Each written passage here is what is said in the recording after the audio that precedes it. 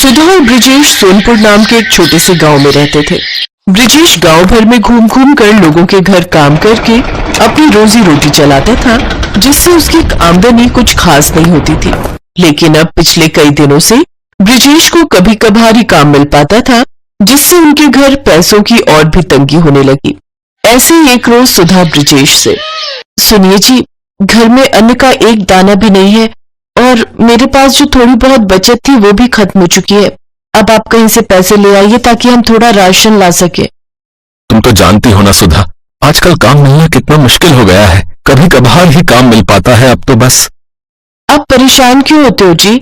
बस ऐसा सोचिए कि भगवान हमारी परीक्षा ले रहा है, देखना एक दिन वो सब ठीक कर देगा। तुम बिल्कुल ठीक कहती हो सुधा। अच्छा, मैं कुछ काम ढूंढने के लिए जाता हूँ। ब्रिजेश बाहर जा ही रहा होता है कि तभी एक बड़ी सी कार उनके दरवाजे के सामने आकर रुकती है, जिसमें से एक औरत हाथ में साल भर का बच्चा लिए अपने पति के साथ कार से उतरती है। कार की आवाज से सुधा भी बाहर आ जाती है। सुधा देखती है तो सामने उसकी बड़ी बहन निहारिका खड़ी होती है। निहारिका दीदी, आप यहाँ? सब ठीक तो है ना? नहीं सुधा, कुछ भी ठीक नहीं है। दरअसल मुन्ने की तबीयत पिछले 1 महीने से बिल्कुल भी ठीक नहीं है। शहर के बड़े से बड़े डॉक्टर को दिखा लिया, लेकिन सबका एक ही कहना है कि वरिश को कुछ दिन के लिए गांव के खुले वातावरण और ताजी हवा में रखना होगा, तभी ये पूरी तरह ठीक हो पाएगा। हाँ सुधा, और हमारे सभी रिश्तेदारों में एक तुम ही हो जो गांव में रहती हो, इसीलिए हमें सीधा तुम्हारा ख्याल आया। अगर हम कुछ दिन मुन्ने के साथ यहीं पर रहें तो तुम्हें इससे कोई आपत्ति तो नहीं होगी ना? नहीं दीदी जीजा जी, आप कैसी बातें कर रहे हैं? आप जब तक चाहो यहाँ रह सकते हो। अरे ये भी तो आपका ही घर है। हाँ भाई साहब, जब तक मुन्ना पूरी तरह से ठीक नहीं हो जाता तब तक आप हमारे साथ ही रहिए। देखिए, मैंने आपसे कहा था ना, सुधा और ब्रिजेश को हमारे आने से कोई परेशानी नहीं होगी। आप तो खामखा ही परेशान हो रहे थे। सुधा उन्हें घर के अंदर ले जाती है, फिर पड़ोस में से चीनी और थोड़ा दूध मांग कर लाती है और उनके लिए चाय बनाती है। फिर ब्रिजेश से गांव के जमींदार से कुछ पैसे उधार लेकर राशन लाने के लिए कहती है। ब्रिजेश ज्यादा ब्याज पर जमींदार से कुछ पैसे उधार ले आता है, फिर उनसे राशन ले आता है। सुधा सबके लिए खाना बनाती है, फिर अपनी दीदी और जीजा को पेट भर खाने के लिए देती है, जबकि खुद दोनों पति पत्नी आधा पेट ही खाते हैं ताकि राशन ज्यादा दिन तक चल सके। फिर आधी रात होते ही मुन्ना जोर जोर से रोने लगता है। चुप हो जा मुन्ना, चुप हो जा, चुप हो जा, चुप हो जा। ओफो निहारिका, क्या हुआ? मुन्ना इतना रो क्यों रहा है? लगता है इसे दूध पीना है। वो क्या है ना, इसे दूध पीकर सोने की आदत है। हाँ, बच्चों के लिए दूध तो बहुत जरूरी है। सुधा, तुम्हें ध्यान रखना चाहिए था ना। अरे इसमें सुधा की कोई गलती नहीं है, मुझे लगा था कि इसका पेट भर गया है। खैर सुधा, जरा मुन्ना के लिए दूध ले आना। लेकिन दूध तो घर में नहीं है दीदी, शाम को चाय बनाई थी उसी में खत्म हो गया था। कोई बात नहीं, मैं इसे लोरी गाकर ही सुला देती हूँ। नहीं नहीं, मुन्ना भूखा नहीं सोएगा, मैं अभी दुकान से लेकर आता हूँ। ब्रिजेश जल्दी से बाहर जाता है और दूध लाकर सुधा को देता है, जिसके बाद सुधा वो दूध गर्म करके मुन्ना को पीने को देती है। ऐसे ही एक रोज तेज बारिश हो रही होती है, जिसे देख आयुष कहता है, वाह, आज तो गर्मा गर्म चिकन बिरयानी खाने का जी कर रहा है। अभी मैं शहर में होता तो अपने कुक को कहता वो जल्दी से बना कर ले आता। जीजा जी, आप परेशान मत होइए, आपका कुक तो नहीं लेकिन ये साली है ना, मैं बना देती हूँ। सुधा रसोई में जाती है तो वहां तेल और मसाले नहीं होते। फिर वो ब्रिजेश से कहती है। ब्रिजेश जमींदार से कुछ पैसे और उधार ले आता है और जल्दी से चिकन और सामान लेकर घर आता है। फिर सुधा चिकन बिरयानी बनाकर सबको खाने के लिए देती है। 3 दिन बाद वो जमींदार उनके घर पहुंच जाता है।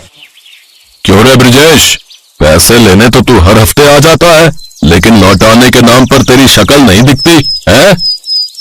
जमींदार साहब, मैंने कहा तो था आपको, आपके पैसे लौटा दूंगा, फिर ये घर पर आए मेहमानों के सामने तमाशा करने की क्या जरूरत है? अच्छा, अपने मेहमानों को कर्जे पे लिए हुए पैसों से जब तू खाना खिला रहा है, मुर्गियां खिला रहा है, तब तेरी इज्जत कम ना होती? चलो रे, इसका सामान उठाकर बाहर फेंको। तभी आयुष कहता है, ठहरो, कितने पैसे हैं तुम्हारे? 20,000। लो, ये लो 30,000, और आज के बाद यहां दिखना भी नहीं चाहिए, समझे? जमींदार पैसे लेकर वहां से चला जाता है। फिर आयुष ब्रिजेश से कहता है, ये क्या है सुधा ब्रजेश, तुम्हारे साथ इतना कुछ हो गया और तुमने हमें बताना भी जरूर नहीं समझा। हाँ सुधा, क्या मैं तुम्हारी बहन नहीं? तुमने भी मुझे कुछ नहीं बताया और सारी परेशानी अकेले ही झेलती रही। दीदी जीजा जी, आप यहाँ 4 दिन के मेहमान थे। हम आपको यूं ही परेशान नहीं करना चाहते थे। दरअसल इनकी कोई नौकरी नहीं है, कभी कभार मजदूरी का काम मिलता है तो कभी नहीं, इसलिए हमें बुरे दिन काटने पड़ रहे हैं। लेकिन अब और नहीं सुधा ब्रजेश, मैं इस गांव में एक होटल खोलना चाहता हूँ ताकि बाहर से टूरिस्ट आए और इस गांव की सुंदरता को पहचान सके। और मैं चाहता हूँ कि तुम मेरे उस होटल में मैनेजर की नौकरी करो। महीने के 50,000 तनख्वाह दूंगा। बोलो मंजूर है? ये सुनकर सुधा और ब्रजेश की आंखों में आंसू आ जाते हैं। निहारिका ने सुधा को गले लगा लिया। कुछ ही महीनों में उस गांव में होटल बनकर तैयार हो गया, जहां दूर दूर से टूरिस्ट आने लगे और उनकी खूब कमाई होने लगी। अब ब्रजेश और सुधा ने भी अपना एक बड़ा पक्का घर बनवा लिया। अब उनकी जिंदगी के सारे दुख दूर हो गए और वो खुशी खुशी रहने लगे। बाप रे, कितनी गर्मी है, जी करता है बस कुछ ठंडा ही पीते रहे। माँ, शुक्र है कि हम लोग अपनी गाड़ी में बैठे हैं और इसमें एसी भी है। वो देखो बाहर कितने सारे गरीब लोग काम कर रहे हैं। कोई रिक्शा चला रहा है तो इस तेज धूप में कोई सामान बेच रहा है। अब क्या कर सकते हैं आरोही, ऊपर वाले ने जो जिसकी किस्मत में लिखा है उसे वही तो मिलेगा ना। हाँ माँ, पर क्या कुछ भी करके इन लोगों की किस्मत नहीं बदली जा सकती? क्यों नहीं, लेकिन ये भी तभी होता है जब ऊपर वाला चाहे। समझ गए माँ। कल्पना का जवाब सुनकर आरोही हंसी और फिर कल्पना ने वहां से जाने के लिए जैसे ही अपनी कार स्टार्ट की तो एक कमजोर औरत उनकी कार के विंडो के पास आकर बोली, दीदी बहुत भूख लगी है, 2 दिन से कुछ नहीं खाया। ओहो, ये लो ये 100 रुपए। नहीं नहीं, पैसे नहीं चाहिए, बस कुछ खिला दो दीदी। माँ, भूख तो मुझे भी लगी है। एक काम करते हैं, किसी अच्छे से ढाबे पर चलते हैं, वही आंटी को भी कुछ खिला देंगे और हम भी कुछ खा लेंगे। हाँ, बात तो सही है, मुझे भी भूख लगी है, चलो फिर चलते हैं। कल्पना और आरोही अपनी कार से बाहर निकल आए और उस गरीब औरत को लेकर किसी अच्छे ढाबे की तलाश में आगे बढ़ने लगे। तभी उन्हें एक अच्छा सा ढाबा नजर आया और फिर माँ, मैंने 3 शाही थाली ऑर्डर कर दी और आंटी जी आप चिंता मत करना, आपको जितना खाना है खा लेना, कम पड़ेगा तो मैं और ऑर्डर कर दूंगी। तुम्हारा बहुत बहुत धन्यवाद बेटी। ये आपकी माँ है? हाँ, ये मेरी प्यारी सी मम्मा है, इनका नाम कल्पना है और ये है मेरी प्यारी गुड़िया, इसका नाम आरोही है। आप दोनों बहुत ही नेक दिल हो, भगवान करे आप दोनों हमेशा खुश रहो। बेटी तुम बहुत खुशकिस्मत हो जो तुम्हें इतनी अच्छी माँ मिली है। अच्छा जी, आपको खाना खिलाने मैं लाई और आप बस मेरी माँ की तारीफ किए जा रही हो, मेरे बारे में भी तो कुछ कहो। हाँ, आप भी बहुत खुशकिस्मत हो जो आपको इतनी प्यारी बेटी मिली है। हाँ, ये हुई ना बात। इसी बात पर मैं आपको अब रसगुल्ले भी खिलाऊंगी। उस गरीब औरत का नाम दुर्गा था जो आरोही की बात सुनकर मुस्कुराने लगी।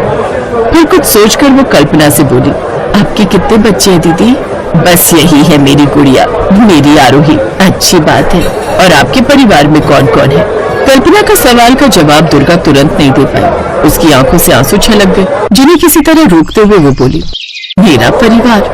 किसी वक्त मेरा भी आप ही की तरफ परिवार था। मैं एक किसान की बेटी हूँ। मेरी शादी एक ऐसे घर में हुई जहाँ बेटियों की कोई कदर नहीं थी। शादी के बाद पहली संतान बेटी ही हुई थी मुझे। फिर क्यों आंटी? फिर दूसरी भी बेटी हुई, इसके बाद तीसरी, चौथी भी। बाप रे, इतने बच्चे तो आपने मना क्यों नहीं किया?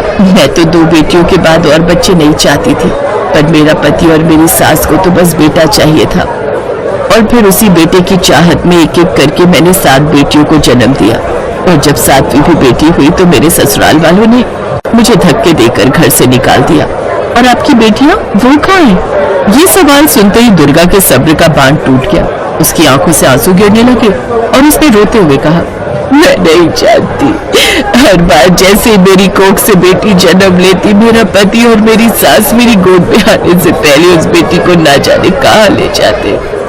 मेरी 7 बेटियां जिंदा है कि मर गई मुझे ये भी नहीं पता। 7 बेटियों की माँ होने के बावजूद मेरे पास अपनी एक भी औलाद नहीं है। इतना कहकर दुर्गा फूट फूट कर रोने लगी। तभी वेटर सबके लिए खाना ले आया। 2 दिन से भूखी दुर्गा बस रोई जा रही थी, उसने खाने की तरफ देखा भी नहीं। कल्पना और आरोही ने उसे समझाया, तब जाकर दुर्गा ने खाना शुरू किया। ऐसा लग रहा था मानो बेटियों की याद में उसकी भूख को मार ही दिया हो। फिर खाना खाते खाते आरोही ने दुर्गा से पूछा, तो आपने कभी पता करने की कोशिश नहीं की कि आपकी बेटियां कहाँ हैं? की बहुत की, मगर गरीब की ना तो पुलिस वाले सुनते हैं ना शमशान वाले। ऐसा न कहो, देखना भगवान सब ठीक करेगा। मुझे विश्वास है कि आपको आपकी 7 बेटियां मिल जाएंगी।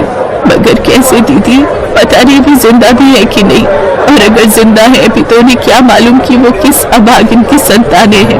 हौसला रखिए आंटी जी, मैं आपसे वादा करती हूँ कि मैं आपको आपकी सारी बेटियों से मिलवा कर रहूंगी। दुर्गा ने आरोही के सिर पर हाथ रखा और उसे ढेर सारी दुआएं दी। तीनों ने खाना खाया और फिर वहां से चले गए। कल्पना और आरोही ने दुर्गा को उसी झोपड़ी में छोड़ दिया और जाते जाते आरोही ने दुर्गा के हाथ में कुछ पैसे भी रख दिए। फिर घर पहुंचने के बाद बहुत दुख भरी कहानी थी उस बेचारी की। हाँ माँ, सोचकर देखो ना, कितना भेदभाव है अभी भी समाज में बेटा और बेटी को लेकर। बहुत गलत है ये। अरे बेटियां कोई श्राप है क्या? बेटियां हैं तो ये सृष्टि है, पर पता नहीं क्यों लोग ये बात नहीं समझते। हर कोई ऐसा नहीं सोचता ना माँ, लेकिन थैंक गॉड मेरे पास तो आप हो, मेरी प्यारी मम्मा। ये बता तू उस औरत की मदद कैसे करेगी? मैंने सोच लिया है माँ, मैं कुछ भी करूंगी पर उनकी 7 बेटियों का पता लगा कर रहूंगी। अगले दिन आरोही एक बार फिर दुर्गा के पास गई। इस बार वो उनके लिए अपने हाथों से बनाकर खाना लेकर गई। दुर्गा को खाना खिलाने के बाद आरोही ने हाथ में एक पेन और डायरी लेकर उससे पूछा, अब आप मुझे सब कुछ बताइए। आपका गांव कौन सा है, आपका ससुराल किस जगह है, आपकी शादी कब हुई थी और पहली बेटी कहाँ हुई थी, सब कुछ बताइए मुझे। दुर्गा ने रोते रोते आरोही को सब कुछ बता दिया। पूरी डिटेल्स लेने के बाद आरोही सबसे पहले दुर्गा के ससुराल गई। वहां जाकर उसे पता लगा कि दुर्गा की सास और उसका पति तो कुछ वक्त पहले ही मर चुके थे। उनका वो घर भी बिक चुका था। फिर आरोही आसपास के सभी पुलिस थानों और चौकियों में गई। वहां से उसने पता लगाया कि जिस जिस तारीख को दुर्गा की बेटियों ने जन्म लिया, उन तारीखों के आसपास उस इलाके में कहीं किसी नवजात बच्ची की लाश तो नहीं मिली। फिर उसी शाम, माँ उम्मीद है कि दुर्गा आंटी की सारी बेटियां जिंदा हैं। ये तो बहुत अच्छी बात है, पर वो सब हैं कहाँ?